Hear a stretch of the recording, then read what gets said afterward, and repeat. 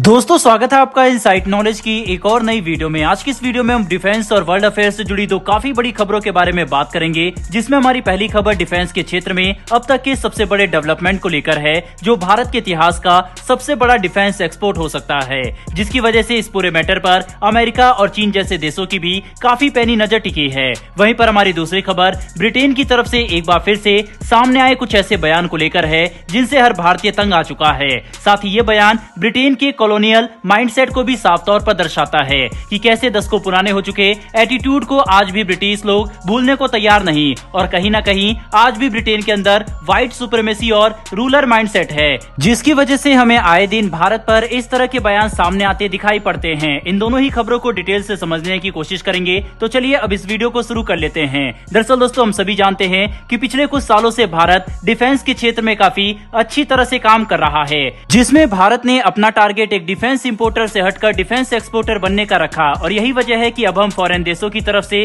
Supply किए गए हथियारों पर निर्भर नहीं रहेंगे, बल्कि खुद देश के अंदर हथियारों को विकसित भी करेंगे और इनका एक्सपोर्ट भी करेंगे, जिसमें हमें कुछ सालों का समय लगा था कि हम एक मजबूत डिफेंस इकोसिस्टम तैयार कर सके। लेकिन आज हम देख सकते हैं कि भारत को अर्मीनिया, फिलीपींस और वियतनाम जैसे देशों में काफी बड़ी सफलताएं हाथ लग चुकी है। लेकिन अब जो खबर निकलकर सामने आ रही है वह इन सभी डिफेंस डील को पूरी तरह से ढक देगी, क्योंकि यहाँ पर भारत जिस देश के साथ डिफेंस डील करने वाला है वह $1 बिलियन यानी 8,000 करोड़ से भी ज्यादा की है। दरअसल दोस्तों, लेटेस्ट मीडिया रिपोर्ट से अब इस बात की खबरें आनी शुरू हो चुकी है कि कल जब अर्जेंटीना के डिफेंस मिनिस्टर भारत दौरे पर आएंगे, तब दोनों देशों के बीच में 15 तेजस फाइटर विमान और भारत के लाइट कॉम्बैट हेलीकॉप्टर प्रचंड को लेकर एक विशालकाय समझौता हो सकता है, जो कि भारत के इतिहास का सबसे बड़ा डिफेंस एक्सपोर्ट ऑर्डर होगा, जिसकी कुल कीमत 8,675 करोड़ की हो सकती है। बता दें कि जैसे ही ये खबर सामने आई, बिल्कुल वैसे ही पूरी दुनिया की नजरें भारत और अर्जेंटीना के डिफेंस मिनिस्टर के दौरे पर टिक गई। सबसे बड़ी बात तो यह है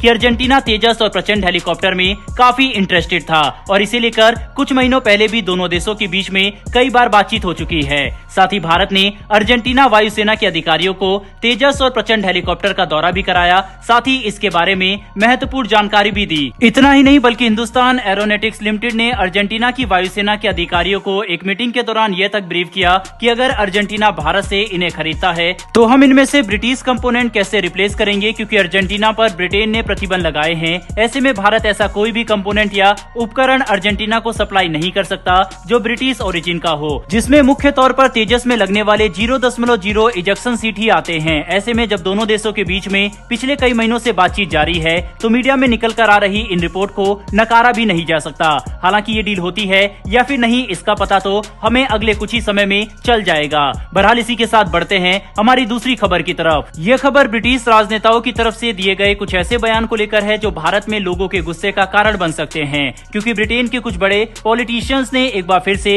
बयान देते हुए इस बात पर जोर दिया कि वह चंद्रयान 3 के लिए भारत को बधाई देना चाहते हैं, लेकिन अब ब्रिटेन को भारत को मिलने वाली एड बंद कर देनी चाहिए, क्योंकि भारत को इसकी कोई जरूरत नहीं है। हैरानी की बात तो यह है कि ब्रिटिश पॉलिटिशियन की तरफ से ऐसे बयान हमें एक ऐसे समय पर देखने को मिले जब भारत अंतरिक्ष और अर्थव्यवस्था दोनों के क्षेत्र में ब्रिटेन से कई गुना ज्यादा आगे निकल चुका है, जिसका मतलब यह है कि अब भी ब्रिटेन में कई लोग कॉलोनियल माइंडसेट रखते हैं, जिसके तहत इन्हें लगता है कि ब्रिटेन से मिलने वाली आर्थिक सहायता से ही भारत अपने स्पेस एजेंसी को फंड करता है, जबकि ऐसा बिल्कुल भी नहीं है। हाल ही में निकल कर आए एक आंकड़े से इस बात का पता चला कि साल 2016 से 21 के बीच में ब्रिटेन ने भारत को कुल 2.3 बिलियन पाउंड मतलब 23,000 करोड़ रुपए की एड दी, जो ऐसे तो बड़ा आंकड़ा लगता है, पर सच बिल्कुल ही उलट है, क्योंकि ब्रिटेन भारत को जो पैसा आर्थिक सहायता के रूप में देने की बात करता है, उसमें से 50% वह भारतीय बैंकों को देते हैं, जिनसे उन्हें प्रॉफिट नहीं होता तो लॉस भी नहीं होता। वहीं पर बाकी का 50% वह भारत में काम कर रहे एनजीओ को देते हैं, जिनकी फॉरेन फंडिंग को लेकर कई बार बड़े सवाल खड़े किए जा चुके हैं। यहाँ तक कि भारत खुद ब्रिटेन को यह बात कहता आया है